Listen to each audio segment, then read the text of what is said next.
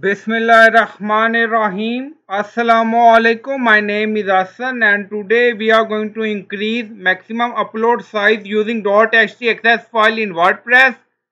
Before starting work, it's my request, please subscribe my channel. Thank you. Now back to our work.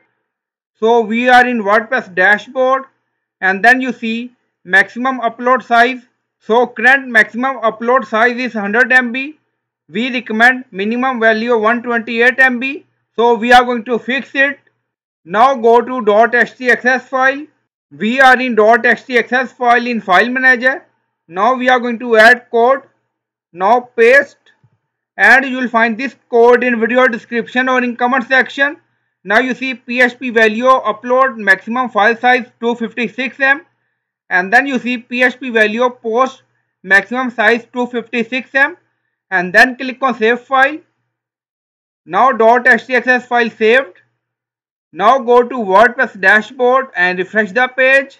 Now you see maximum upload size is now 256 MB by adding code in .htaccess file. So I hope you like this video. Please like, comment, share, subscribe. Thank you for watching.